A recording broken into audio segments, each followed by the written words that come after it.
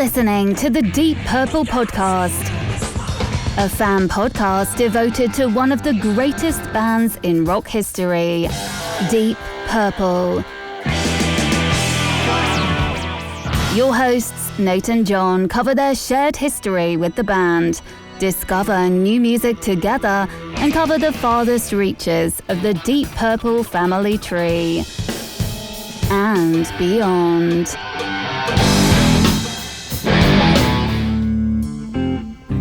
Here's Nate and John now. Welcome to the Deep Purple Podcast, a fan podcast devoted to one of the greatest bands in rock history, Deep Purple. Today's episode is episode number 359, Glenn Hughes, The Way It Is, Part 2. And coming to you from the suburbs of Chicago, where we are enjoying day-old punchkis, I'm your host, Nathan Beaudry. And coming to you from the suburbs of Providence, I'm your co-host, John, the Parmesan Overlord Matola.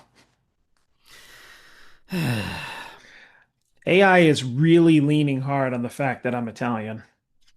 Yeah, AI is just showing how truly uncreative it actually is. I like the Parmesan Overlord. That's probably one of my favorites. I rolled my eyes because I'm like, come on with the Italian references, for crying out loud. Did you tell it to... No. Did you... So is it just inferring from what it knows about you that you're Italian? Or you didn't say, give me an Italian nickname? I did not. No. But it knows your name's John Matola, so maybe it's just like, well... Maybe it's just going on my last name. Maybe if I put like John Matolaski, it would give me some Polish nicknames. Yeah. John the mega pierogi Matolaski. I don't know. Or like, maybe next month I'll like stick an O in front of it so it'll give me like an Irish, it's John O Matola. O Matola. John O Matola. Yeah. John, actually, that sounds more like you stuck the O at the beginning of my first name, but that's okay. It sounds like a middle initial, John O Matola. Yeah, it's actually John A, but John Octavius Matola. Octavius. No. So, what do you have over there? Punchkis? We got a bunch of punchkis left over. Paxkis. I picked up a bunch yesterday after work. Had some after dinner, and now, got some leftovers. Delicious. What flavors? I got poppy seed, fudge, strawberry custard, plain custard, blueberry, and what was the last one? Oh, cookies and cream. Wow. Well, I guess the supermarkets that I've been going to have been wildly uncreative because they're like strawberry and raspberry, and that's it. Yeah. The place I go to is this family-owned bakery that's been open for, I don't know, like 50 years. And when I went yesterday, people were coming up being like, hey, can I get nope, only punchkis. We only do punchkis. A few years ago, I asked them, I think they said they do between 30 and 40,000 punchkis on Punchki Day, which, if you're not familiar with it, is Mardi Gras, Shrove Tuesday, whatever you want to call it. And this year it lined up that it was Shrove Tuesday, the Lunar New Year, and the start of Ramadan all on the same day. So, yikes! Yeah, it's a lot of excitement. A lot of excitement. They should have made like a crab rangoon punchki or something. Ugh. Well, actually, you know what? No, a savory punchki. Well, yeah, I was gonna say if something is all savory, like you have like pizza, right? It's just like the dough on its own is just dough, right? If you put sugar on it, then it becomes a doughboy, right? So, when I've talked to people about like dessert pizza, they're like, dessert pizza? It's like, well, yeah, you take the pizza shell, right? And you put like strawberry or raspberry jam on it, like some streusel, like little drizzle. But it's the same with cannolis or sfogliatelle. Oh yeah. Which has ricotta in it. They're like, ugh, cheese, and it's like, yeah, but I mean, if you take this particular cheese, which is mild, and then you add sweet elements to it, you'd be surprised at how good it tastes. They do have a cannoli punchki. It's got cannoli Mm, filling. okay. Uh, I like they've got a that. bunch. I need to go back. I got a fudge. I don't know if I mentioned that filled one. Yes. It's really good. Yeah. Well, the poppy Um, seed one was very the poppy seed one wasn't very good though. I was pretty disappointed. well, I was gonna say that sounds really different. But all the rest of them, because I was like, it can't just be poppy seeds, Well, yeah. right? Like that, You just bite they're into it just and a bunch of pouring out poppy of the. seed. It also would cost about like $18 to make one punchki. Yeah, Um, like opening a treasure chest with gold coins just they just pouring all out. spill out, and your mouth is all dry, and they're The pouring worst all. treasure chest ever. Did it have and now, custard in it or and not only that, but I can't pass a drug test now. but did it have like No, custard it in it didn't or have a something? cuss. I couldn't tell what it was. In fact, I got a blueberry and a poppy seed, and I could barely tell the difference between the two of them. So it was Hmm. almost like it was. Honestly, it looked like it was filled with caviar. I mean, it didn't Ugh. taste like it was filled with caviar, but it was. Caviar puchki. That would be another pricey one. Saffron. It's filled with pure saffron. It Yeah. costs $11,000. Manuka honey. God. But yeah, I think you could do something with savory punchkis. Yeah, but these are very good. They do a really nice job with those. Yeah. Yeah, we're gonna have Very to cool. celebrate Lunar New Year a different night. Well, But happy all of that to everybody. yeah, but that's enough for the food podcast today. We're back to the Deep Purple podcast. Yes. So just a reminder to everybody that's listening, if you can believe it, we are ad free. Not because we can't get advertisers. We could get some lousy advertisers if we wanted to. We could get what are some Chumba. chumba. Hey, we've told you about the one before where it's like, where do you get lucky? I get lucky in this line at my child's school, and they're like, "What?" Because Oh they're yeah, talking yeah, about yeah. all the places that they can gamble because we have a crippling gambling problem in this country. All of a sudden, it's within the last few years, it's turned into you could probably bet on the Deep Purple podcast, like when is John going to use the cough switch for the first time? At the 11 minute and 49 second mark, I won $30. What's the over under on when we're gonna miss our first episode? Yeah, that actually would be a good one. Mm. Um, but yeah, we do not have any advertisers, thankfully. Nope. I don't mind the advertisers where the people from the show sort of talk about it. Although sometimes it can be a little robotic, but I don't like the interstitial ads where they just pump in an ad all of a sudden, and it's usually for a casino or some way to bet. But it'd be interesting to hear from some of the folks overseas because that's what we hear here. But usually those things are based on where you are. There's one even that I get when I listen to Pot of Thunder, and it's like some guy, and he's like, "Hey, I know you're in Illinois." I'm like, "Whoa." And it's kind of Yeah, creepy. yeah. I don't even remember what it's for, but he's just been like, "I know you're in Illinois, and because you're in Illinois, you might want to do this." And I'm like, "No, I really don't." Um, but yeah, they're usually hyper focused on where you downloaded the episode or where you are. So I wonder what our overseas listeners hear. You know what? That actually now I'm starting to make sense because sometimes when I have a when I have a VPN on, that Yep. makes sense as to why I get ads in like foreign languages. I get them in Okay. Spanish quite a All bit, right. but I not with a VPN. I don't know why it does Well, that. I mean, I listen to the Spanish ones and I'm like, does this thing like think that my name is Juan Matola? Because One, uh one. because I no hablo español except for Is it that. just Spanish, or do you get other No, honestly, I think occasionally just Spanish. I I mean, think I like wonder if like when it's downloading specifically when I'm driving through a particular part on my way to work that's maybe got a higher Spanish population, so it just assumes, well, let's just put but yeah, well, who I mean, knows? yeah, I mean, there's like a large number of Spanish speaking uh people in this country. It's like English and Spanish, I think are the two. Like, but I mean, I don't know. I've heard statistics recently, but which one? I mean, English has got to be more, and then Spanish right behind it, right? The two most spoken Oh yeah, languages, English I and think is by far. yeah, I mean, I like, I'm just saying is like I know that there's no official uh, language of the United States, but I know that English and Spanish are the two most spoken. Sure. So. doesn't surprise me, but it just surprises me that if it narrows down on me, that it thinks that I speak Well, Spanish. it just shows you how the algorithm is a bunch of crap.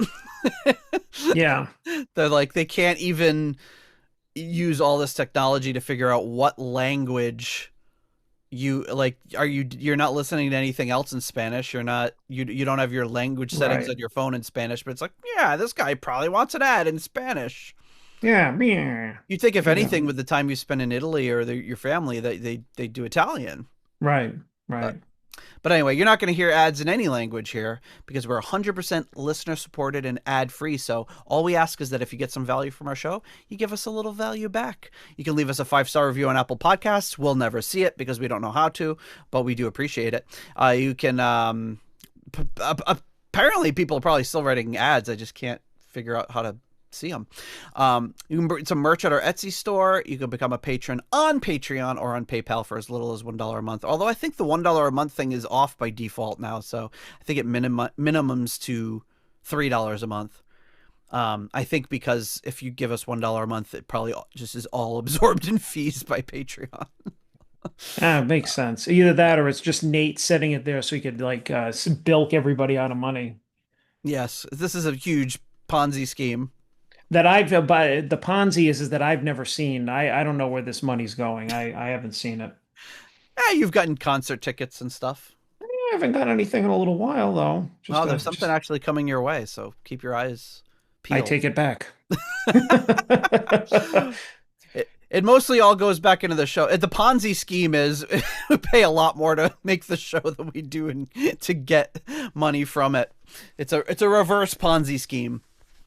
As a patron, you get access to our patrons only Discord, our rating spreadsheet, our live stream episodes, links to our submissions for all of our album rankings episodes, and access to our Too Hot for YouTube forbidden episodes on Patreon, though we haven't had an episode banned in a bit.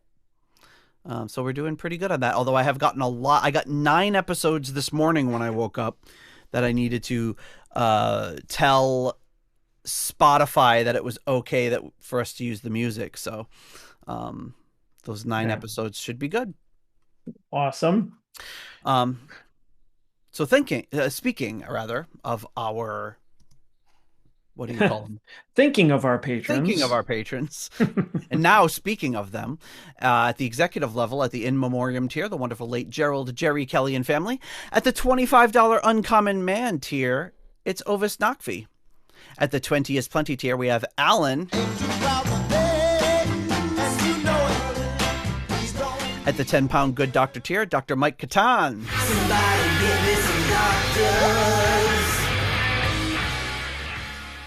That's weird. I just had like a little message. Oh, never mind. I blew it. We also have at the turn it up to $11 tier, Clay Wambacher, Frank Teelgart, Mortensen, Mickelstein, Will Porter, PhDPP, and Michael, don't call him Bradford Backford. At the $10 someone came tier, Ryan M, Jeff Bryce, Victor Campos, Better Call Saul Evans.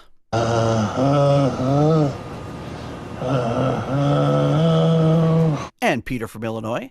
At the £8 lesser known patrons tier, Robert Smith. And at the Deep Thoughts by John Matola tier, we have Fielding Fowler. And now, Deep Thoughts by John Matola. I mean, frankly, it was a pretty shitty solo. Feelings on fire tonight. And the Deep Purple Podcast Hall of Fame, we have Rich, Youngwy, Shayla, Jorg Planer, and Norman Weichelbaum. Thank you so much to all of you for your generous support of the Deep Purple Podcast. But don't forget, we told you one of the perks of becoming a patron is to not only submit rankings for our rankings episodes, but being invited to join us on our rankings episodes. And our next one is Tell 'em, DC. Stormbringer! That's right. We're going to be reviewing the songs on Stormbringer. That's going to be a fun one. Oh boy. Oh boy. Looking forward to that one. That's going to be a good one. Mm. And I think there probably won't be as many hot takes as we had on Burn, but I think there's going to be some interesting discussion. I feel like there might be because there are some good songs on there. I could see it's I not a niche album, but I mean, it's like there's a lot of stuff on there that I feel like individuals would be like really attached to outside of Stormbringer, attached to like this song or that song or whatever. And I think that like I would be surprised if like, I don't know, Stormbringer came in like last or something. You know what I mean? It's like, That would be our Soldier of Fortune, last place, oh garbage song. yeah.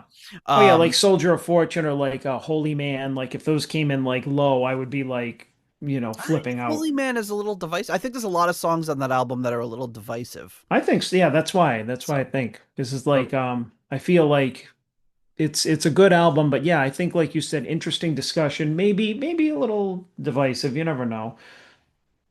Yep, hopefully people are Hot take their stuff. boxing gloves on. All right, so when we last left you, Oh, wait. I did grab something, right? You didn't have a postcards from the edge, did you? I don't. Do you?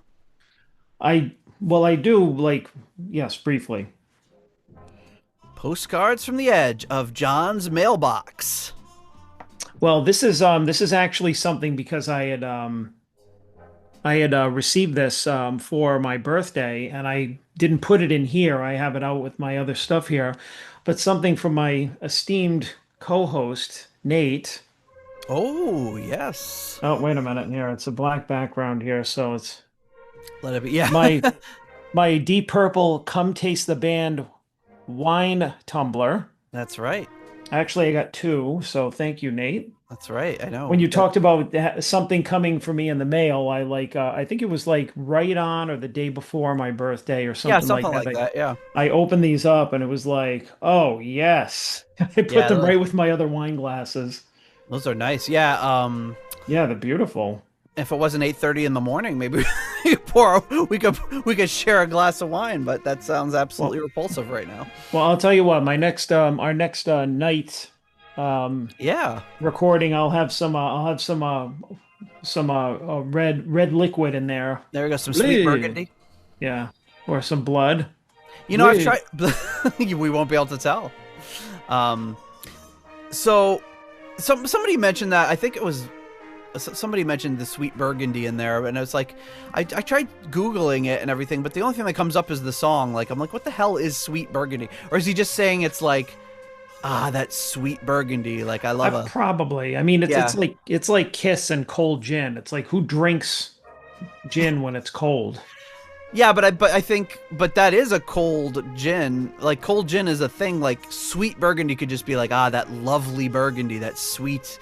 You know, it's not like sweet vermouth. You know? Exactly. It's not like there's not a type of burgundy, at least that I can find, that's like it's a sweet wine, which doesn't sound like it would be very good anyway. Yeah. It's just I love that sweet burgundy. But yeah, this is very cool. Now, did this come from a is this like something that you had to make with the thing, or was it offered? You probably can't see, but I've got two back there by my clear turbulence poster. They released them on the Deep Purple official store like last. Oh, you know what? You're right. I think we talked about it. Yeah. Yes, you did. And I remember like I was surprised because I'm like, really? They're like the official Deep Purple store, and they're having something from like Mark IV on there. Yeah, and they did something for Burn, for 50th anniversary of Burn too. They didn't do anything for Stormbringer, although they do still use that font to this day every so often. Well, this is very cool. I love this. I'm afraid to use it though. Like afraid to break it. Well, not just that, but it's like washing it. You know? Yeah, I would hand wash it because I'm afraid whenever something's printed like that on the glass that it's just going to come out in the dishwasher. Well, yeah, that happened a couple of years ago. I got something similar to that for James, a Taylor Swift wine tumbler. Oh yeah. Loved it and drank out of it and washed it, and now there's just like one little music note left on it and the rest of it's just washed off, and I'm like, well, great, I just paid for an expensive fucking wine glass. It's like a plain wine glass. There's nothing on it at this point. It'd actually be kind of funnier if you put it in the dishwasher, it comes out completely blank after one wash. Yeah. You're like, oh man, did you wash my my Taylor Swift glass? Yeah, it's in the dishwasher. No, it's not. Yeah, it didn't. That didn't turn out too well. Although I feel like this is more quality. My Deep Purple mug, which I'm drinking my tea out of right now, is like, this thing's been through the dishwasher at least 600 times. Thing's going strong.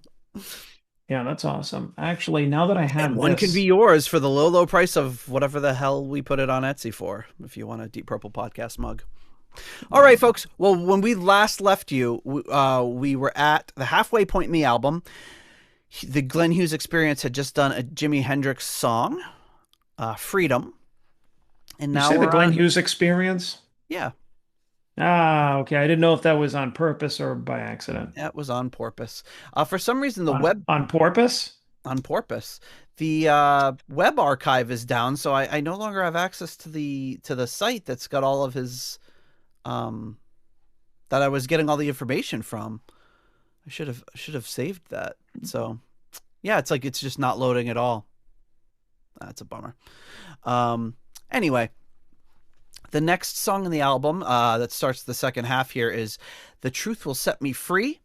What do we have information about this one here? Let's take a look. The Truth Will Set Me Free, written by Hughes and Marsh. That's all we have. Maybe on the... Oh, it did load up. Here we go. Great. So we're back in business. So this one has Glenn Hughes, obviously, Jock Marsh on guitar, and Gary Ferguson on drums. So here we go. The Truth Will Set Me Free.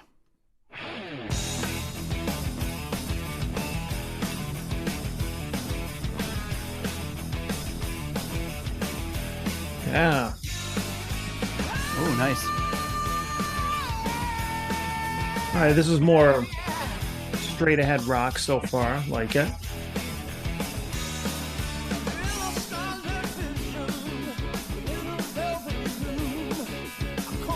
Ooh, that's a... Let's throw some crazy wah-wah in there. Yeah. A warbly sounding wah.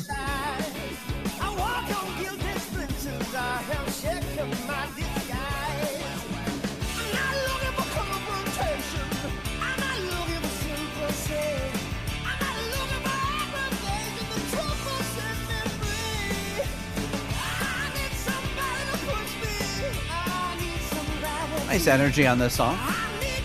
Yeah.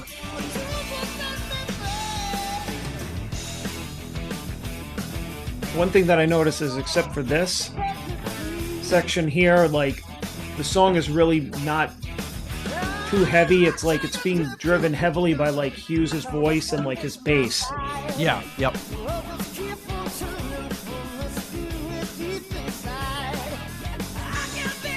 So the guitar is almost like secondary, which is cool because his voice is powerful enough to carry the song. Oh, 100%.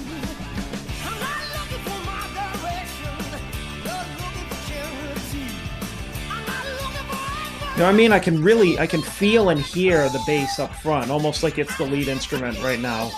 Yeah, and I think it's been pretty prominent on most of the album.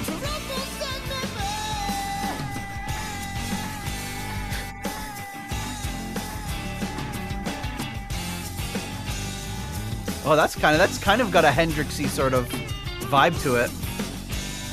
Yeah, very bluesy. The phrasing on those chords.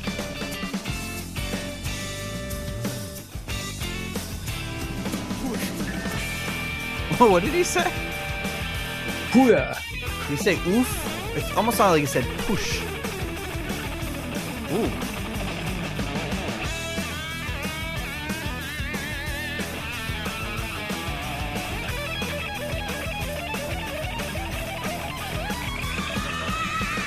Damn. This guy's good. Face melter. Is he mainly a studio player, Jock Marsh? No. Check it out. I wouldn't be surprised. He's got some chops.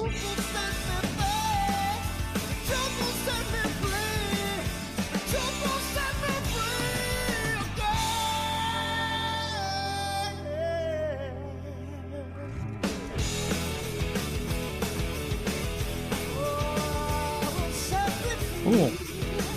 Little harmony there playing on the fifth.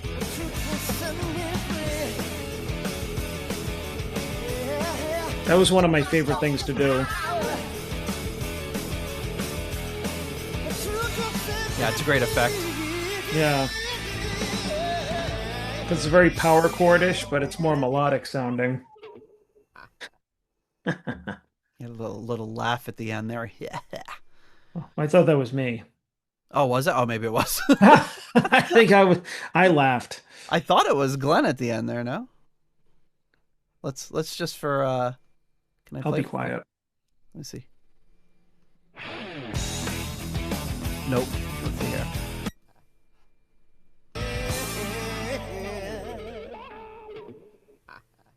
Yeah, see? Oh, he didn't. He did. Maybe, I laughed and he laughed. maybe you laughed at the same time. Yes. All right. It seems like Jock Marsh is he's got a lot of studio work from starting in the 80s and then a lot of stuff in the 90s and 2000s. So, he was on the two HTP Hughes Turner Project albums, so. Okay.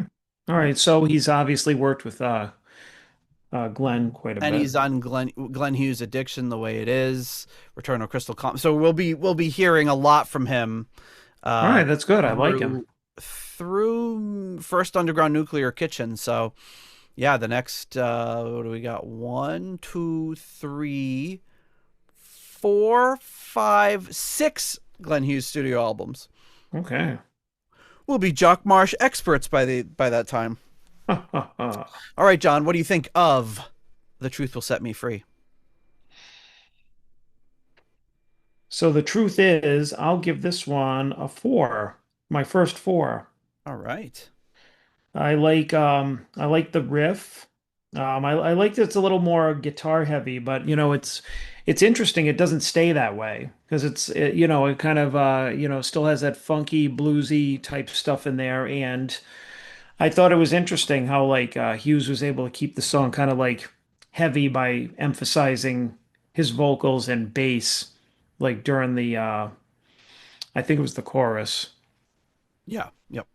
Yeah, which is I mean it's definitely a different way to go. Like usually you just hear the guitar crunching in the background or whatever, and that's not really the driving force here. He's probably just like, hey, my name's on the album, my stuff is going right up front. Yeah. But anyways, yeah, it's cool. Yeah, I'll give it a 4 as well. I really liked that one. I think it was a really good high energy start to the second half. Not that there's really such a thing in the CD age, but as far as our episodes go, there is. Yeah, I don't have much else on this song, but yeah, it's a really good one. I'd love to see that one live. The next one up is called Stoned in the Temple. Oh. Whoa. Which just makes me think of Stone Temple Pilots. So is he stoned in the temple? Like, did somebody stone him, throw rocks at him, or did he get a rock right in the temple? Or is he smoking some weed in the temple? Oh, that's the more obvious. It's got kind of like a funky hip-hop type of beat. Yeah, it sounds like programmed drums.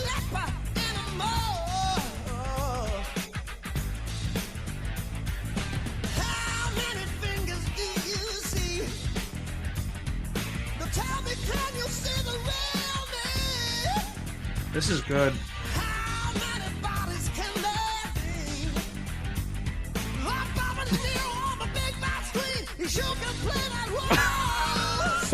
What?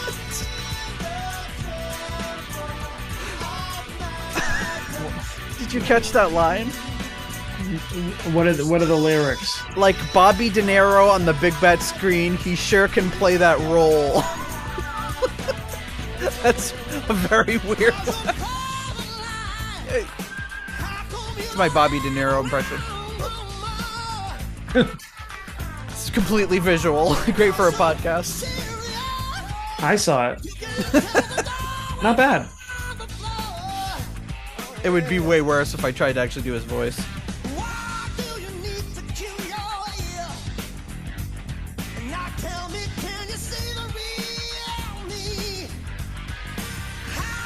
Ooh, that's nice.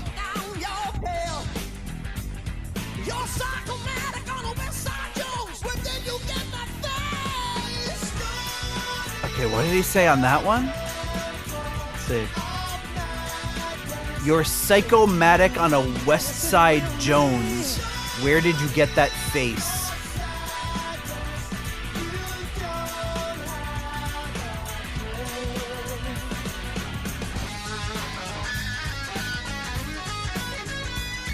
Well, that's a cool tone. This is Mark Bonilla on guitar. Very jazzy.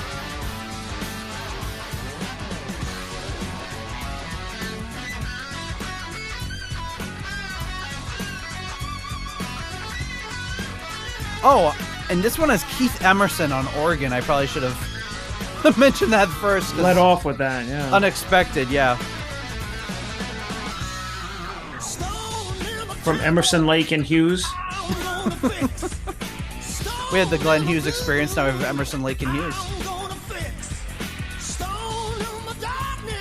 Say the guitar players are getting some really cool lead tones on this too, on this album. Yeah, this one had like this really trebly sort of attack, but it was cool sound. I mean, it's one thing that I got to say for the Hughes albums is that, like, even though they're experimenting and they're very studio sounding, is that I like that you're not always getting the same standard thing across like all the songs. You know, it sounds like they're experimenting with different sounds. On this album in particular, yeah. Like, I don't want to show my cards, but there is one Glenn Hughes solo album that was my early top. But so far, this one seems like it might displace it, but we'll see.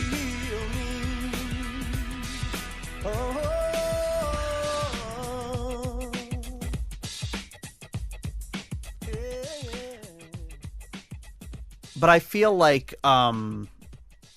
with his later stuff, it can be a little bit more the same, like a similar sound. And I don't mean just like the way the songs are written either, but like more like everything kind of produced with the same instrumentation and everything. So it has a very similar sound throughout the whole album. Mm-hmm. This one, they're going for like some different stuff. And I really like that when it gets mixed up a little bit more. Yeah. All right. Stoned in the Temple. Is it stoned or stone in the temple? Stoned. All right. Stoned in the temple. I'm giving this another 4. All right. I mean, I don't like last week my prediction was just like, oh, I don't know, it might be going down that same road where it might not get any better, but these next 2 songs I'm actually digging them. Like I really see now on this, I don't know, maybe I'm in the mood for it. I think that it's cool that he used kind of the kind of hip hop drum machine thing. Yep. And the you got just this really like funky, like in the pocket riff. And Hughes is just rolling with it. I mean, he naturally just has a great like sense of rhythm and vocal melody. And this one just it worked for me.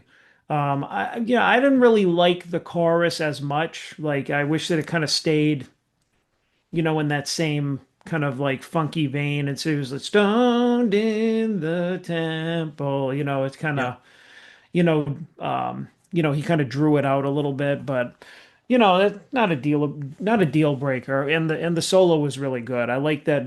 It sounds like he's got these really like good ringers coming in and doing these really technical, like good solos, but they all like suit the song. It doesn't sound like he's bringing in these ringers that can like, play behind their back and they're just like puking out notes. Like it's actually like, oh, there's some cool technical stuff going on, but it sounds cool in the song too. Yeah, they're all the instrumentation we've heard so far has just been total pros. So no schleps here. Yeah, no schmoes, only pros. Oh, I will give this one a 4 as well. I really liked it. I liked the chorus more than you did. I thought it was nice melody to it. I didn't hate it, but I just thought it was a little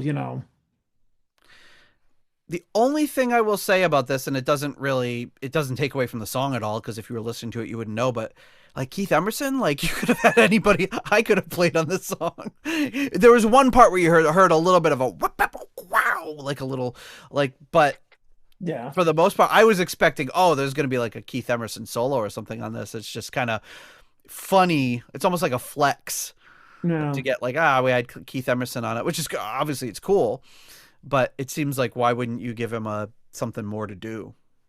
Well, I feel like it's one of those things like a lot of times I'm sure like these people in these circles, they know each other, or they're in the same studio, or they're in town or something, and they're just like, hey, come on in and play on my album. And instead of having him do something like to showcase him, you're just like, oh yeah, and Keith Emerson was on my album, and it's just he's just buried in the background on this track, and it's fine.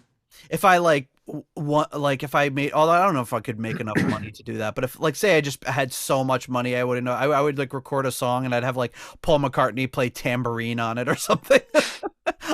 Don't worry, I'll sing and play bass. You pick up that tambourine, Paul. Yeah, it's like, I recorded in the studio with Paul McCartney. He's on my album. I think it's kind of the same thing with like the Gene Simmons solo album. I mean, that's the best example right there, where he had tried to have everybody under the sun on the album, but nobody's really featured or is doing anything really distinctive. You're just like, oh yeah, like Joe Perry was on that song, like Katie Seagal was on that song, Lassie was on this song, like the fake Beatles were on this song because I couldn't get the real ones. Like, yeah, they were gonna make it happen, but it was just a scheduling conflict. Yeah, well, I mean, he had I think he had I don't know, Beatlemania on or something like that. Like a Beatles cover band. Yeah, which I mean, for my money, if you told me there was a real Beatles, I wouldn't know the friggin' difference. Well, yeah, especially if they're just in the background, like you're gonna just have the Beatles in the background going ooh la la la. Yeah, if they go oh, ah. John's Beatles impression. Thank you. I'm here all night. I think if you're gonna have somebody feature, you got to do it right, like Lenny Kravitz does it. He just goes Slash, and then Slash plays the guitar. There's no question about it. I mean, it's a great guitar solo, so you'd like it either way, but you're just like, oh, it's Slash. See, that's how you do it. You just be like Paul McCartney. Well, it's like that in Austin Powers, and he's like when he's on the bus, he's like, ladies and gentlemen, Mr. Burt Bacharach. He just like in the middle of the movie just like points to him, and he's like on the bus, what the world needs now, and he's playing the piano. That's the way to feature somebody on your song. Yeah, do it right. Glenn would just be like, Keith Emerson, and he just starts, Mr. Keith Emerson. He does his like LA, Los Angeles, Keith Emerson. Okay, yeah, I like that song a lot. It's great. Next track up is called, this one is called Too Far Gone.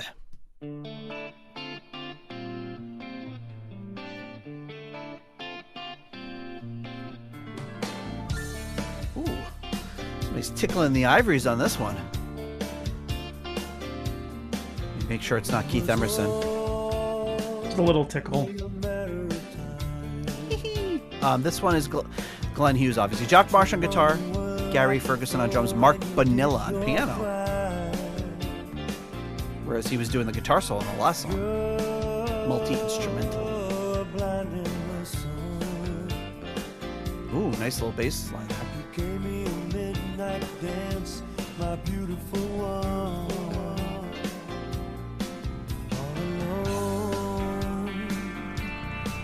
Such a long way from home. Ooh. A little tasty there. You're too far gone. Yeah, getting fancy. You're too far gone.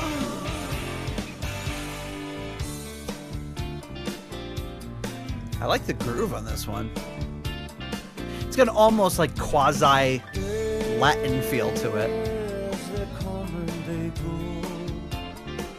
Okay, I can hear it.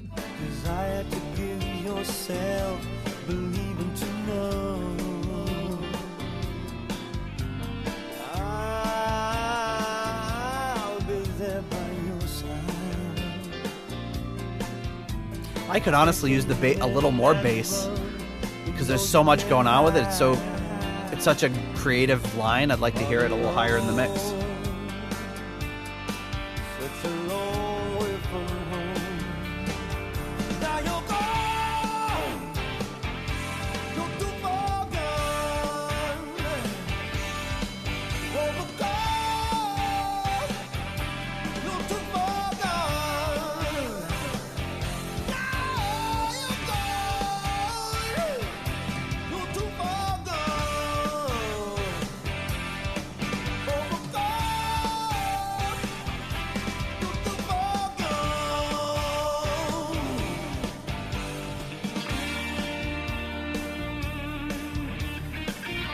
feel like everything on this album is a little more up-tempo than normal. On this album or song? On this album, just like everything is like got a little bit of a speedier tempo than you would necessarily think.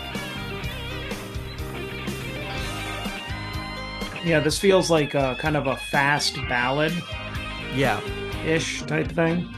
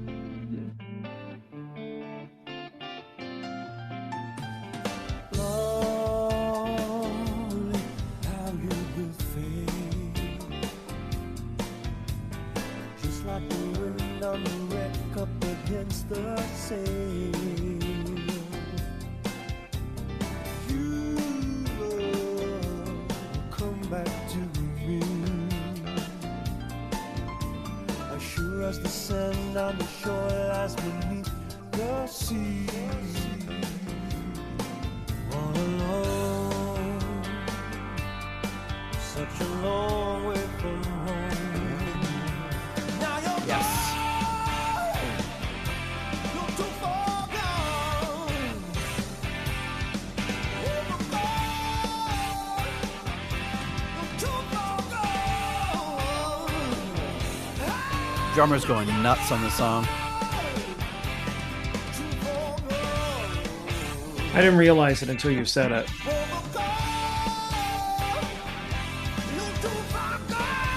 He's almost losing it at points, but like in a really cool way.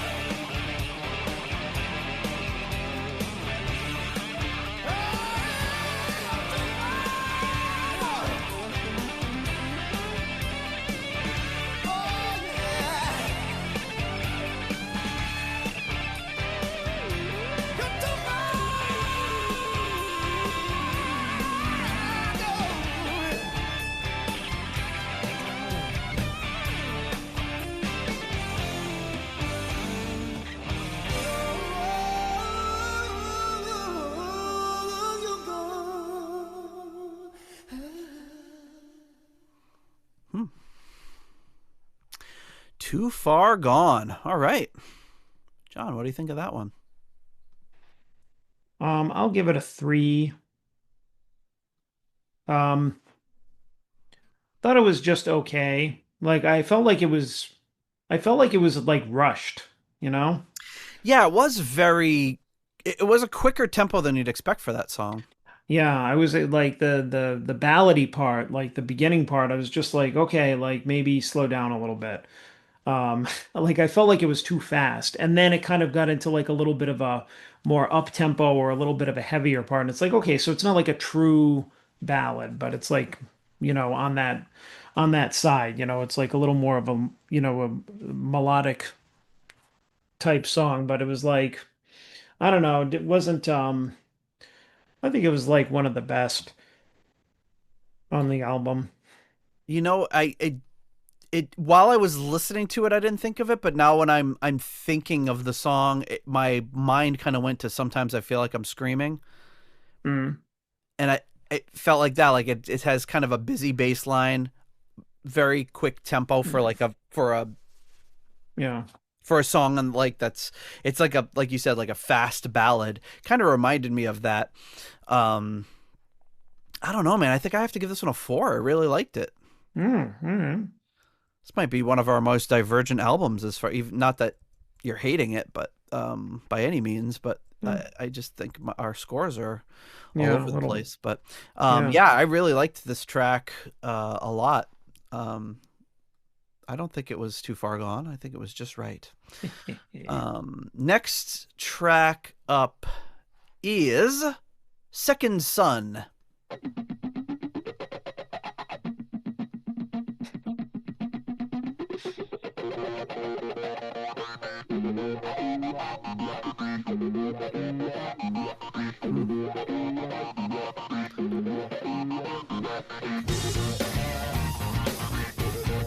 Sounds like Jelly Peppers.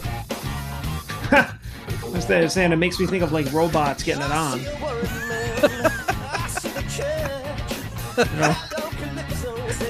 the robots with those big claw hands and like those like slinky arms. Yes, exactly. 50s robots.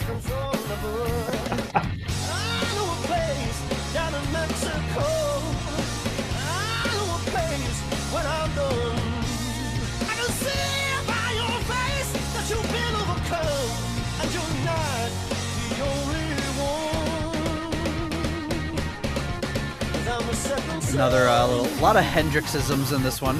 I like it.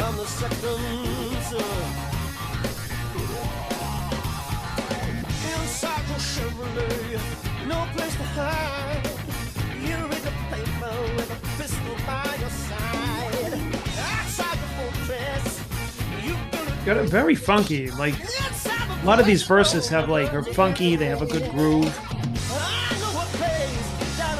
Like Hughes is definitely leaning on that, like getting like funkier rock. Yeah.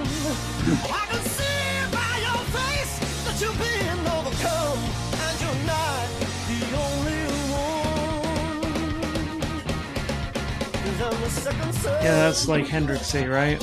Yeah.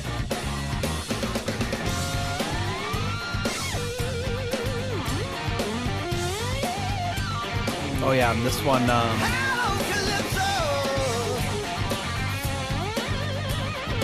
Stevie Salas on guitar. Rufus himself. Matt Sorum on drums on this one. Ah.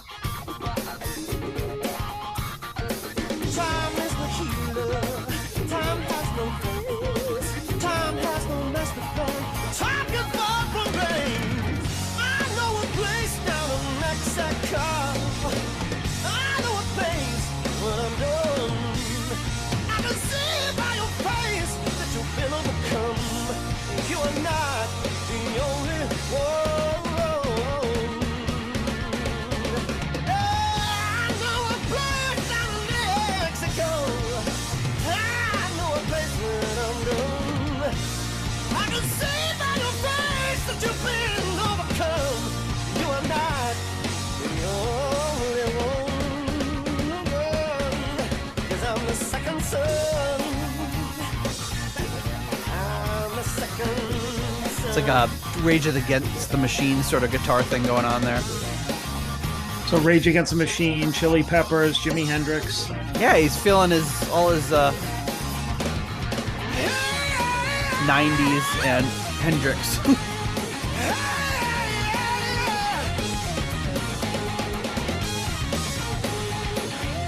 What is that? That sounds familiar too. It's a very Hendrixy type of thing, I feel. Or bluesy. What's the song that goes doon doon doon doon doon doon doon doon doon doon? It's like the one we just heard. Is Spanish Castle Magic? I don't know. Yeah, maybe the right? You jumped in front of my car when it says crosstown traffic. Yes, that's it. That's it. But that boo doo doo doo doo doo doo doo doo doo. I don't know if that's I don't know. I'll think of it later. But it is very like bluesy in terms of like when I hear stuff like that, I can picture how it's played on the guitar because it's very like pentatonic blues, like something that like there are some things where when I hear it, like when I hear like sweep arpeggios, I'm like, yeah, I don't know. But when I hear stuff like that, I'm just like, oh yeah, I've played something like that or written something like that, or it's just like I can like if I pick up a guitar, I can like figure it out. Like I could be like, I think it would go like, and my hand would automatically go to it just because it's like a very standard kind of a bluesy type of thing, which is good. I really like that. But I mean that's obviously what Hendrix and a lot of other like blues rock influenced players leaned on heavily. Yeah, I mean that's so ingrained in me. Like when I hear a song and I could just say, oh, I could see, I could just in my mind, I'm playing it on a guitar and I'm pretty sure I'm right, and I feel so proud of myself. And then I imagine what it must be like to be like a Guthrie Govan or something, and just like hear Yngwie do something and be like, oh yeah, he's doing like he could probably do that first because he's completely fluent on every aspect of the instrument, and like what it must be like to have that level of competency beyond just like the blues pentatonic stuff. Yeah. But beyond like schmucks like us. Yeah, sadly, beyond that scale, I don't really have that ability. All right, what do you rank Second Son? I'll give Second Son a 3. Okay. Yeah, I thought it was pretty good. Overall, I think the previous, or before the last one, the previous two, they really had something that consistently stood out, or had this energy, or this something that really grabbed me. This one, not as much, but I do like that in a lot of these songs, and this one included, is that there are like elements, or there are pieces of the song where it's like, yeah, this is really good, but it's just parts of it, like the song as a whole isn't like, yeah, I'd want to go back and listen to this. Mm-hmm. I'm kind of on the fence on this one. Man, I think I'll give it a 3.5. I liked it quite a bit. I feel like, and some people might laugh at me when I say this and think I'm not taking, to me it's like, there's a lot of Hendrixy sort of stuff in there, but it's not like super derivative, and some people might be laughing and saying you're an idiot, it's super derivative, but I feel it, like he touches on those Hendrixy things for sure, more than touches on it sometimes, but it's not like, oh, this is just a straight Hendrix ripoff. Part of that is probably just the way the music is recorded, his voice, all that sort of stuff is a little bit different. But yeah, I really like it. I like it has that kind of, it harkens back to, I feel like if this came out in the early 90s when that 70s resurgence was a little stronger, this might have been a little bit bigger. Okay, the next track up is called Take You Down.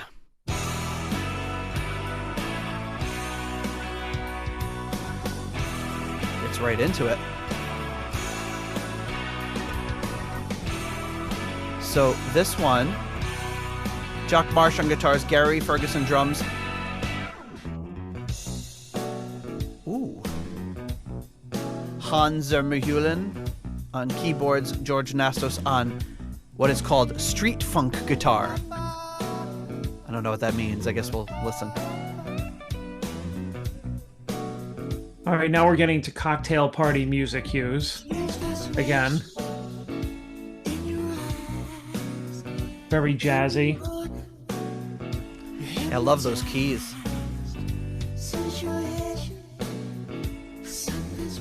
All of a sudden he's like, George Benson. Why did you do the circus song? George Benson, folks. I don't know.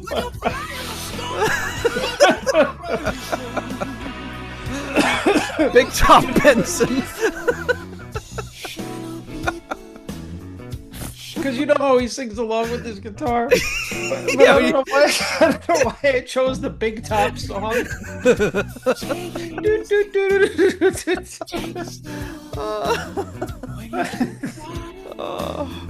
Oh shit! I love George Benson too. I do. Yeah, I know. It's just funny.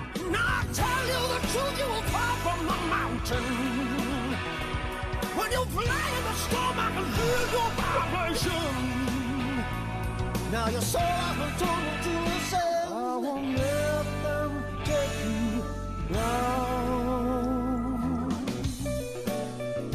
I gave myself the goddamn hiccups from laughing too hard. Yeah. I love the like little distortion in the bass notes on the keyboard. Is this the street funk guitar? It's gotta be.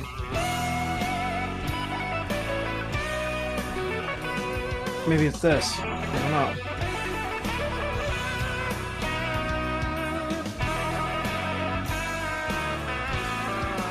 I love they just say street funk guitar as if that's a thing like that we were going to recognize. I'm like, oh yeah, there it is. That's classic street funk guitar. Actually, that first part of the guitar solo made me think of some of the really kind of like soft parts that like Tony Iommi would play like on early Sabbath when they were really doing that experimental stuff. Like Laguna like around Beach or like or like on Technical Ecstasy, like where he was doing that really kind of like Laguna Sunrise. Sorry, Laguna Beach.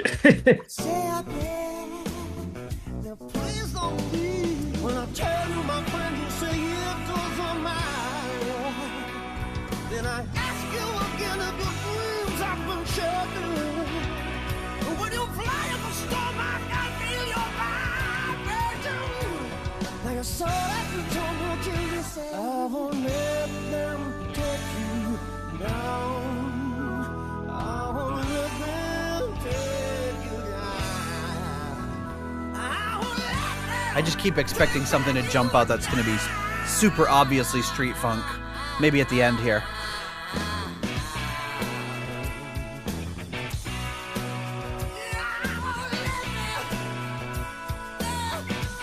I like this guitar at the end.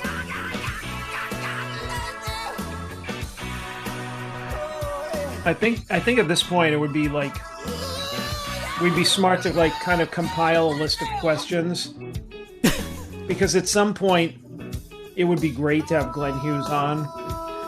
Glenn. And if we were interviewing him, we'd be like, so can you tell us what is street funk guitar exactly? Like, see if he remembers. 27 years ago you did this album and you labeled this as street funk guitar. What does that mean?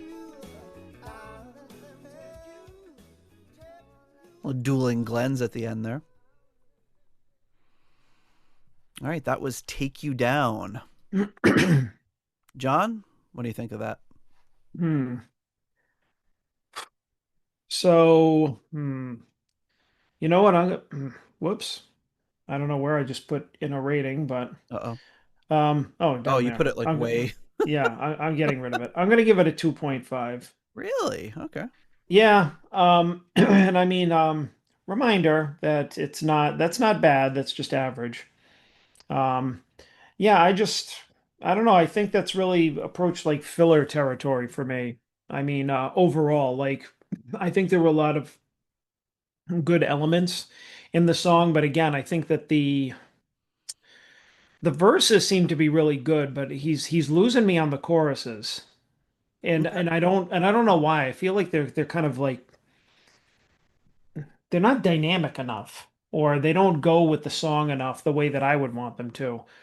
You know, because you have the boom boom ba da da dum ba, and then you go bam boom boom boom bam boom boom boom, and it's just kind of like I don't know what is that. You know, like that's the best way I can describe it. This is just it's very kind of mid for me. No cap. All right. For all of our Gen Z, for our Gen Z listener. Yeah. No, he's not capping. Did you see the one that was like no cap and crunch? And it was Captain Crunch, and he had the hair. Did you see that one? Yeah. Did you see the one that I sent you with Kiss with all the hair? I was made for Risen You. What was it like? A Giat gun? Yeah. Love Giat. Love Giat. Something like that, yeah. Yeah, it was a rock and Riz all night. Oh. I am gonna give this one a 4. I really liked it. I liked the boom, boom, boom, boom, boom. I thought that was pretty cool. Yeah. So dismissive. I saw another one too where they had the curly hair on Christopher Walken and they called him Riztopher Walken. Riztopher. We need to put some we need to get some hair for us for maybe for this episode. Our art. I'll put the I don't know how to do that hair. We'll have to see. I'm sure there's a way. Yeah, there's got to be a way. Unless you want, John's already looking at his phone. He's going to take pictures of us. And, okay, so The last official track on the album is called Don't Look Away, and then we'll cover the hidden track that comes after it, because this was the late 90s, so you're kind of almost obliged to have a hidden track. So we're just going to play the final track, what's supposed to be the final track on the album. And I don't know. I know when I listen to like rips now, it just goes right into the hidden track, but usually it was like 4 minutes of silence and then the hidden track would start. Right. So I don't know how it was on the CD. I think I have the CD back there. But I've only ever listened to rips. So, okay. This one's called Don't Look Away.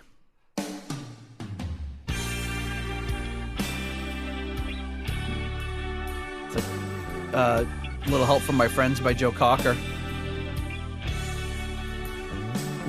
That's one that I'd like to hear Glenn sing.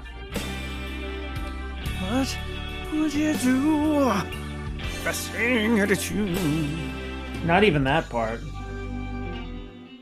To have a little help from my friend's part. I think he'd wail on that one. That'd be great. I'm sure he's done it. So do you.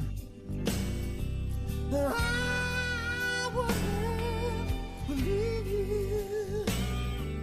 Now what am I to do?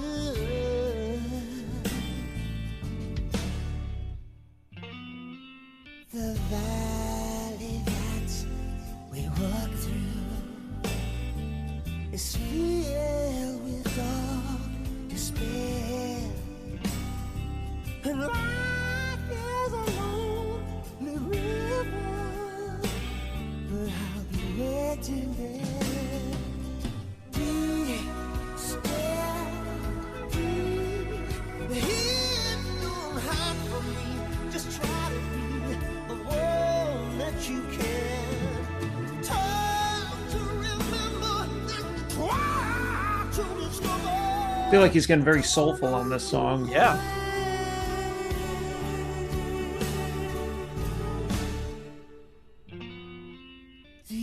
I like that. Yeah, this guitar has this very like kind of like slow motion, like dripping feel to it, like it's very good dynamics, and this is like probably the most obviously, like looking at it you can tell it's not from the 70s looking at the waveform, but it's nowhere near Brick Wall Limited. It's yeah.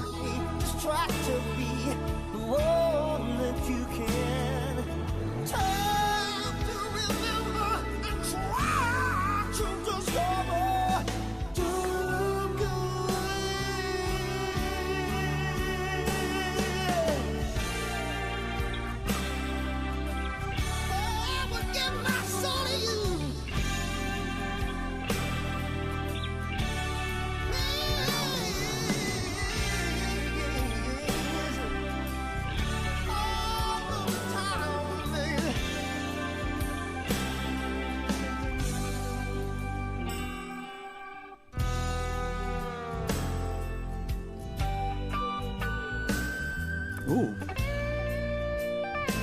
So this one features Jock Marsh on guitar, Gary Ferguson drums. Oh, geez, Keith Emerson again. Ah, Mark just tucked Pernilla away in there. on piano, keyboards, and acoustic guitar. I think I heard a little street funk guitar in there. No, I'm not seeing it in the credits. Maybe it's uncredited. Uncredited street funk sound. I don't know. I detected just a teensy bit. Just a teensy bit. It'd be great if I looked. It's like street funk guitar, Jimmy Page. It's like, really? He's not even doing a solo.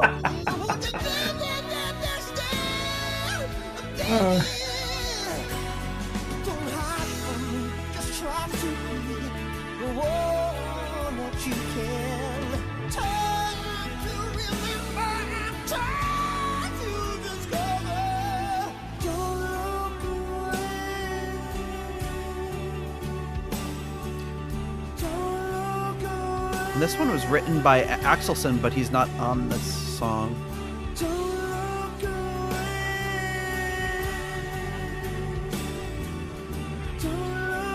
I should say co-written by Axelson. Actually, he's not on any of these songs, is he? He just has co-writing credits on some.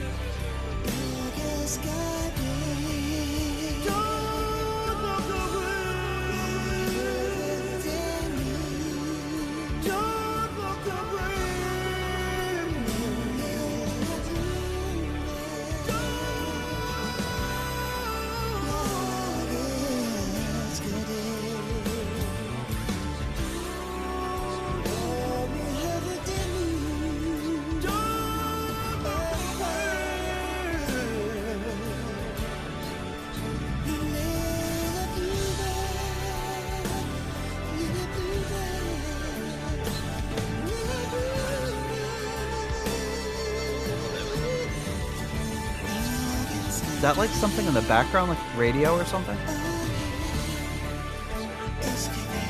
In the song or me? No, in the song it sounds like there's something like intentional.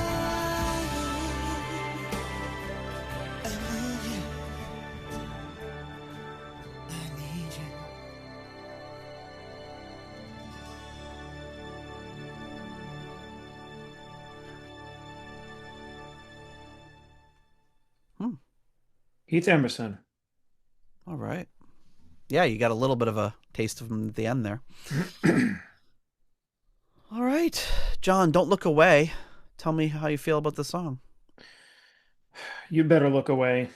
Uh-oh. Oh, 3. No, it's not that bad. No, it's you not. better look away. I feel... 1. No, I feel, I don't know. I kind of feel bad because it's like I get what he's going for. I like the idea, but it's just it didn't get me emotionally. Like I feel like he was planning for that song too. Like I get he was going for this kind of emotional, like epic, like slow song, like big emotion type thing, and it's like, yeah, I could see it. Like I'm sitting there like looking at it, but I'm like I'm on the outside. I'm not in here in the heart, you know? Like it didn't resonate with me for some reason. I mean, that saying is just like, I mean, I think like the performance, the playing, the production, all that stuff is great.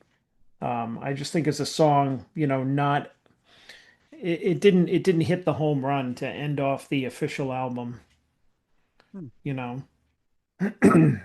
Well, it did hit me here. I liked it a lot. I'm gonna give it another 4. I got a lot of 4s on this album. Maybe I'm being too harsh. I don't know. I mean, you're not being harsh if you're saying how you feel. All right. I mean, it didn't suck, but I love when you can hear the deep thoughts as they occur. All right, so that leaves us with just the bonus track. This is Freedom, the Shagmeister mix. Okay. Shagmeister mix. This was remixed by Lawrence Tolhurst, who is a founding member of The Cure. He has like almost 900 entries on Discogs. Wow. Has worked with Tori Amos, Adele, and just about everybody else you can possibly imagine. I don't know when he left The Cure. I'm not a big The Cure expert, although everything I hear by The Cure I like. Especially that thing I think was the Rock and Roll Hall of Fame. Have you seen the interview with what the heck's his name? Smith? No. You know, the guy from The Cure. No, I mean I know who it is. Robert Smith. Yeah. There you go. When she's interviewing him and she's like, "Oh my God, this is so amazing!" And he's just standing there with all his goth makeup and his like that crazy hair, and he's looking old and just like he's like, "This is so amazing! You're gonna be in the Rock and Roll Hall of Fame!" Oh my God! She's like, "Are you excited as I am?" And he's like, "Obviously not." Dummy. It's just so amazing. Obviously, and I'm sure that he wasn't being like ironic or apparently. I think he's apparently not. No, he wasn't. I don't think he was even trying to be mean. He's just like, this woman was like out of like control. It's like, like you really think Robert Smith is like, oh my God, this is so great with his goth makeup on. Yeah, just looking like a mess. He does look like a mess. Okay, so this is the Shagmeister mix. I don't know if this is why this sounds like very Austin Powers as well. And we had last episode where he's like, "Yeah, baby." I don't know if this is I can't even imagine what this is going to sound like. This I don't remember at all. So let's hear a remix, Shagmeisterized by a guy from The Cure of Glenn Hughes doing a Jimi Hendrix song.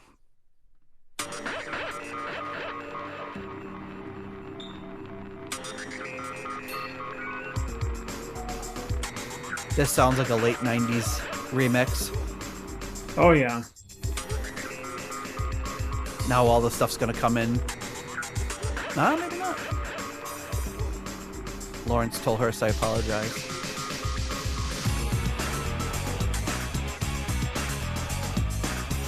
That's kind of cool.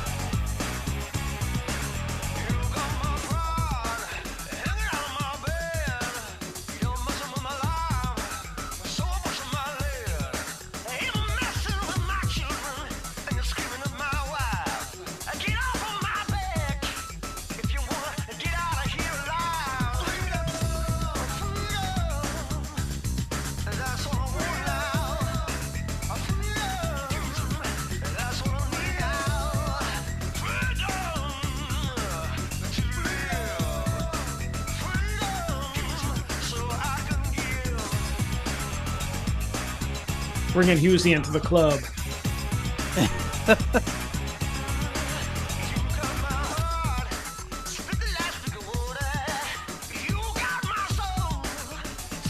Trying to put myself in a 1998, 1999 frame of mind. It was like, that's when like the girls would have like pacifiers in and doing like ecstasy, right?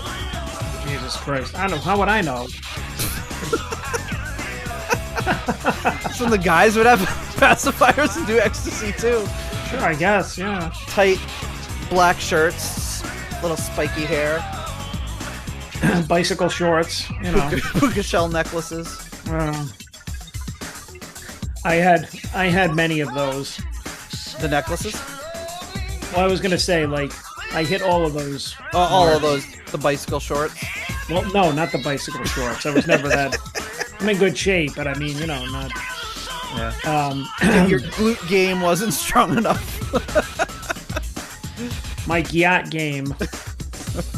Yeah. No, I had the spiky hair, the puka necklace. I just remember all the girls at work, because I worked at a restaurant, they'd be like in button-up, you know, like our uniform was like a button-up white shirt with black pants. And they'd all go into the bathroom and come up with the makeup just all over, and like those, you remember those shirts that looked like it was like a triangle and it just went like this? Yeah. Yeah, so it was like they'd have those on and like, you know, God. and they'd all go do crazy amounts of ecstasy.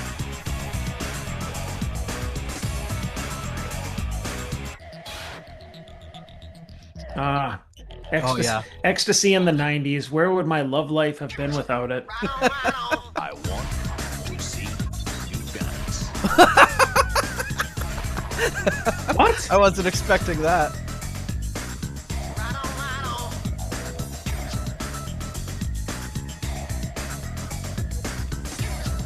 Was that Hughes? I don't think so. It sounds like it was just like a sample. I want to suck your blood. It's very similar. the Dracula remix. Freedom, blood. Give it to me. I want to suck your blood.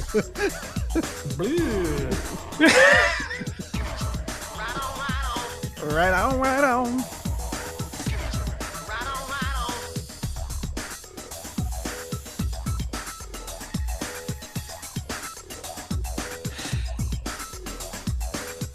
So far this sounds like classic, like, well, we got more space on the sea. Your blood. Oh, they did it again. You know, they would just like have some German guy that comes in and he's just like, I record stuff for techno songs. That is all I do. He probably just recorded a bunch of words and they just stitch together whatever they need. It's like, Gunter, say all these. Say like, you know, 50 individual words and we'll just stitch them together and put them in like techno remixes in the 90s. Okay. I want to see if they end it with "I want to see you dance." Let's see. Missed opportunity to just end with him saying that "I want to see you dance." Yeah, you know, it's like, so what do you have in mind for me today? It's like, we want you to say, we want to see you dance twice. Okay, that will be 10,000 of your American dollars. My assistant will bill you. All right. Shagmeister. Or actually, he says, or he did a voiceover for Dracula and they were just like, all right, can you just say dance so we can substitute it for blood. I want And to it's see your like, blood. okay, that would be an extra $5,000. Thank you. That's my, that's Yeah. terrible. I don't even know what kind of accent that is. It's just like my George Benson. Da, da, da, da, da.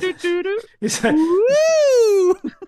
da, da, da, da, da, da, da, da, da. I think, it was probably. I hope the German guys who did those voiceovers in the '90s like invested well, because that really dried up.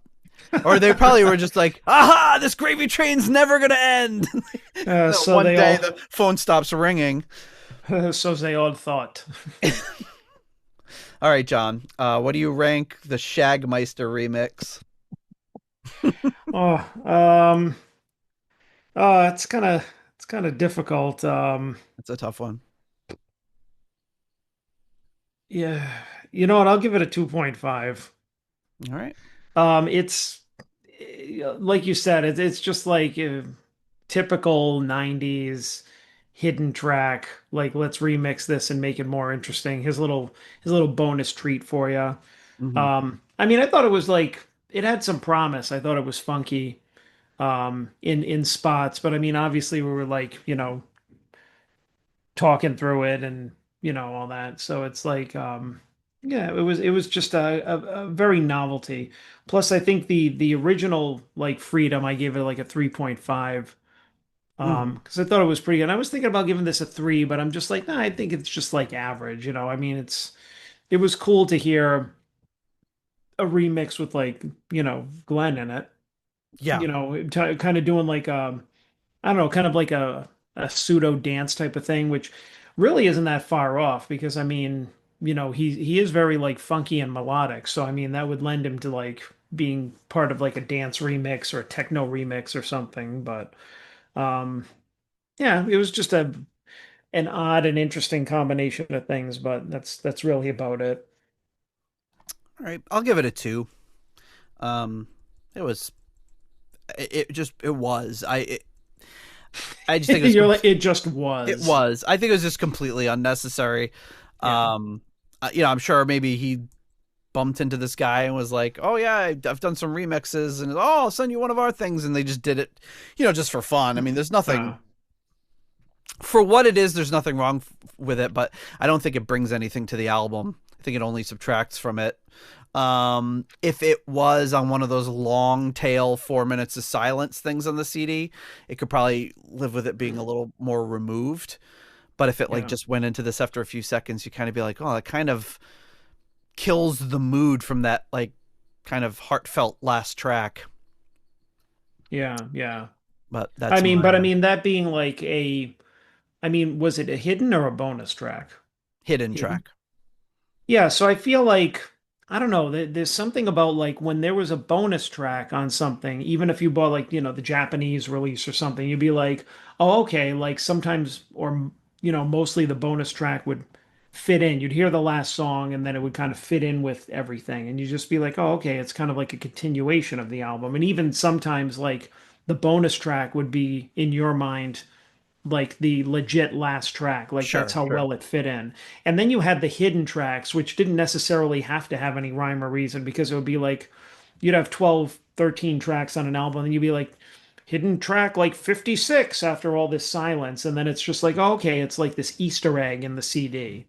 Yeah, and So you just left it playing, and that's when it would yeah. just pop in, and you wouldn't even realize. But Yeah, so in that way, I'm just like, I get that it didn't really have to fit in with it. And I don't know if it really um like toyed with the album proper. Although, I still think that the order should have been different. I think that the first two songs should have been flip-flopped um, yeah, on the probably. album. I mean, that's just my opinion. It would have started off like a lot stronger out of the gate, if they had if he had started off with like "You Kill Me," Mm-hmm. Oh, but what? oh, this is a understated elf. I forgot about that. I did you I ever thought have? I thought you were going, "You kill me," and you were like going, like Oh, like I was no. killed. um, Did you ever have a CD that had the hidden track at the beginning of the CD? It's like I don't remember that. In the negative, there was like negative time on a CD. No. So sometimes you put a CD in and it would be like -2 seconds, -1 second, and then it would start. But I remember one time I got the CD and I put it on and it had like more negative seconds than I would have thought.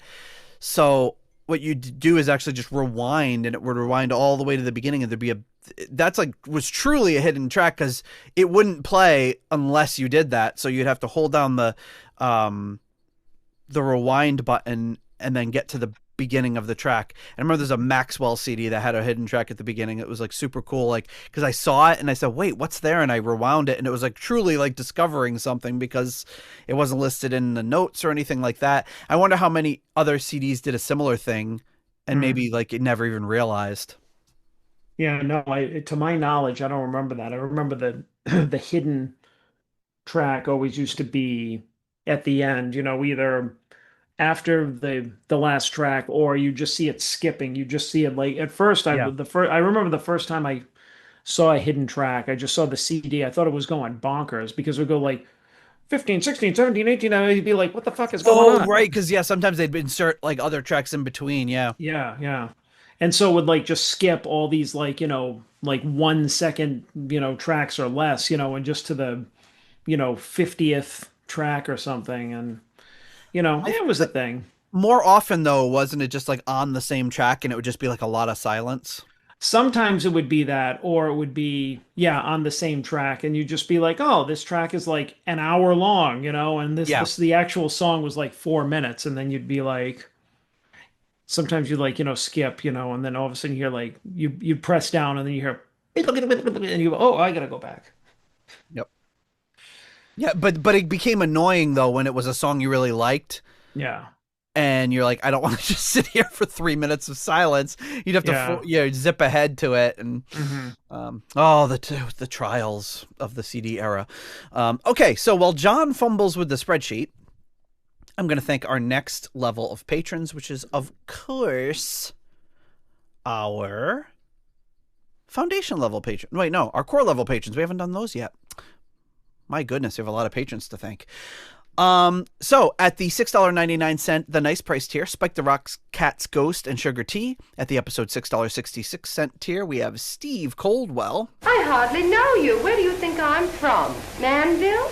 Arthur Smith. Getting support from the patron Arthur Smith. And Charles Meadows. At the $6.65 Almost Evil tier, we have Kenny Wymore, Richie Sucksmith, and Sarah Jane. Sarah.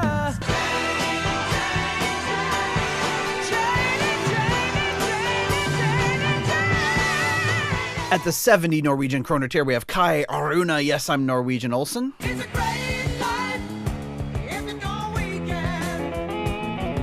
At the $5.99 The Nice Price tier, we have Adrian Hernandez. Hernandez error. Hey, who the hell are you? And Scalloped Strat Matt. At the 60 kroner Scandinavian Nights tier, we have Newt Martin Johansson.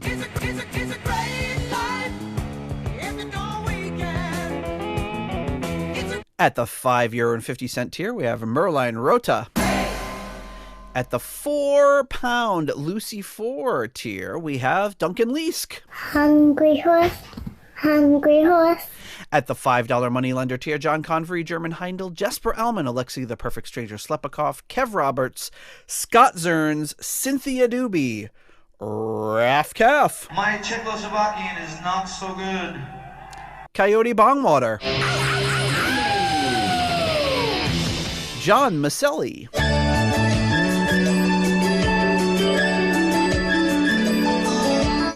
If you meet some kids that you want to hang out with, you're allowed. Sarah Sanders. No, Kelly Clarkson! Oh, Sarah Sanders. Jellybean, Evan Robeson, Purple Swede. Sweet, sweet, sweet, sweet, sweet, sweet, sweet, sweet.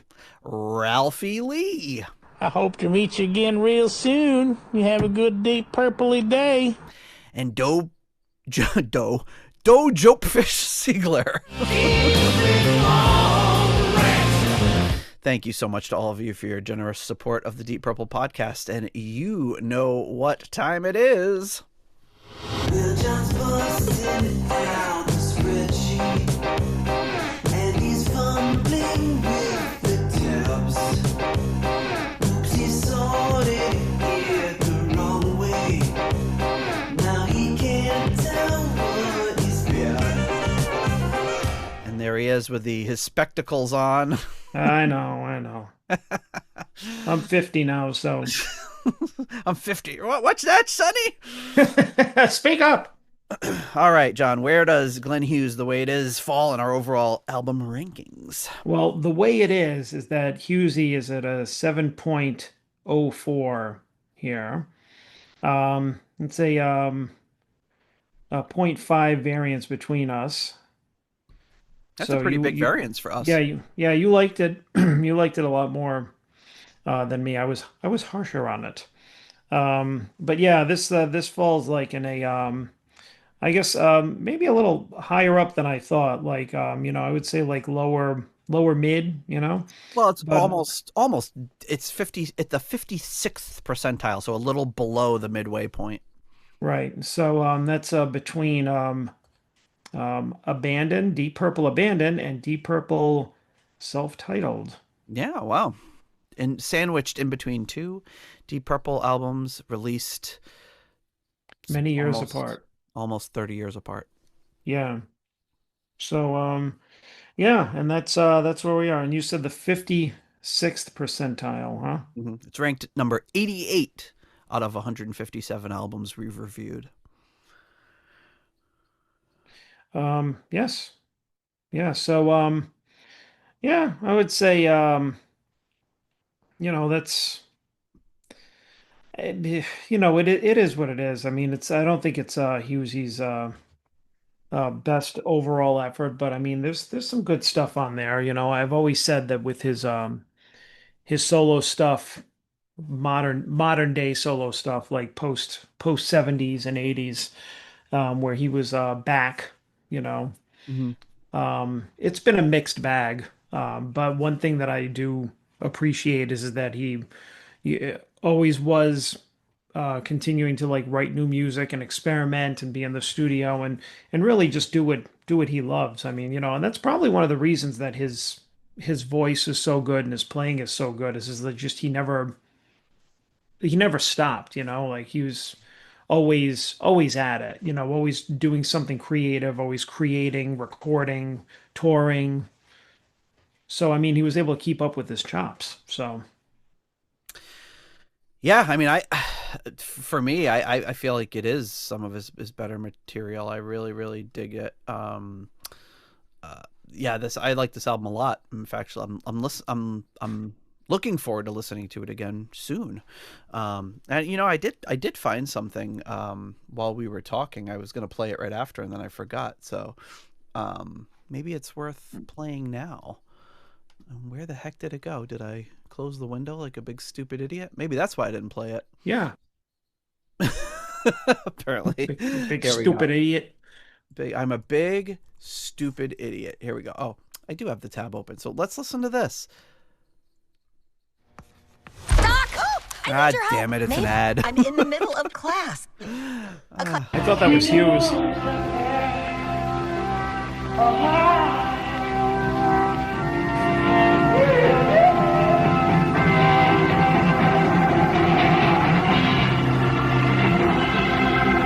Ah, there we go. It's actually Deep Purple, live in Gothenburg, 1975, with a little help from my friends.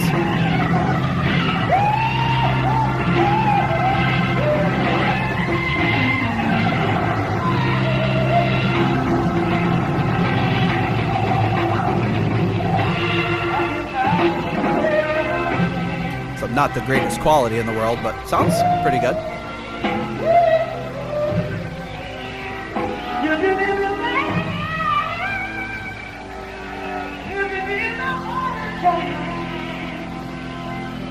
So with Richie Mark III lineup.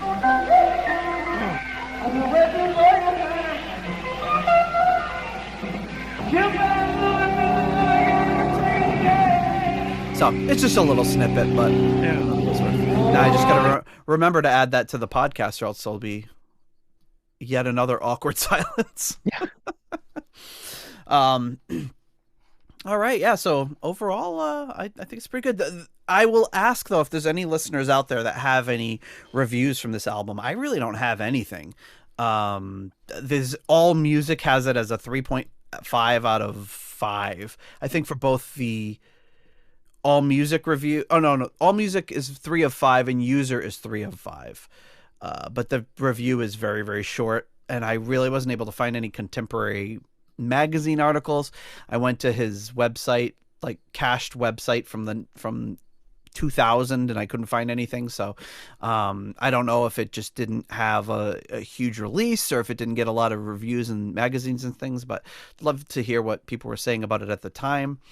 And I know usually our listeners have some archived magazines and things like that. And you know what? I didn't even check the Deep Purple Appreciation Society, because maybe they have some, but at any rate, that's kind of where it is. I'm looking here, 1998 to 2001. Maybe we got it here. Let's see. No Glenn Hughes in that issue. Maybe in this one. Glenn Hughes, touring and recording. Record review, The Way It Is. Okay, it's going to be on the fly here. The Way It Is, album review. Glenn Hughes, The Way It Is, SPV Records, April 1999. The pan-European release of Glenn's new CD is given away by the awkward translation of German text in the press adverts for the disc. Quote, marks the momentary climax in his career. Still, at least they've tried to get it together and coordinate things. In the past, his titles have had a chaotic release schedule, to say the least. Glenn has gone for a more laid-back approach this time, and the heavier elements which marked out Addiction don't get too much of a look in here. Vocally, he's in as fine voice as ever, but one wonders whether he needs to look to some other way of making a mark in a wider public consciousness. Otherwise, I don't know who the CDs will sell to beyond the faithful. Perhaps SPV would be better spending their budget on trying to break a single or two to give Glenn the boost he needs. As the disc has literally appeared just as we're going to print, we'll try and have a look in detail in the next issue. Guests, by the way, include Keith Emerson, Steve Salas, and Matt Sorum. Think he was in Guns N' Roses' Malud. I don't know what that means. Okay. So that, he says, maybe we'll have a look in the next issue. He does not have a look in the next issue, so that might be the only thing in Darker Than Blue that references this. Yeah, because they go a few episodes or a few issues later, they go into his next album releases. So, interesting stuff. Mm-hmm. All right, so maybe it's time to thank our last level of patrons and ski-daddle on out of here, so we can begin our prep for the next episode. Coming in at our foundation level at the £3.50 Deep Purple New York tier, we have Lord Longford. At the £3 Aromatic Feed tier, we have Simon Ford.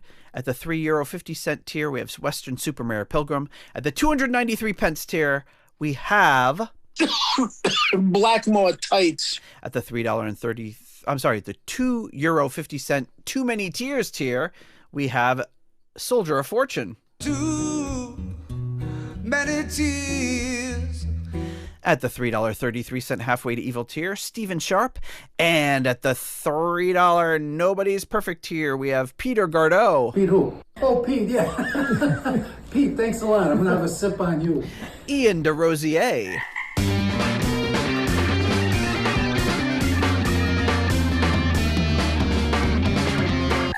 Mark Roback. Stuart McCord. Flight of the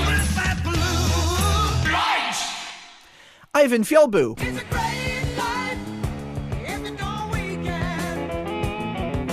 Runar Simonsen.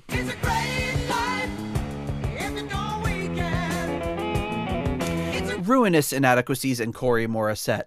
Then we have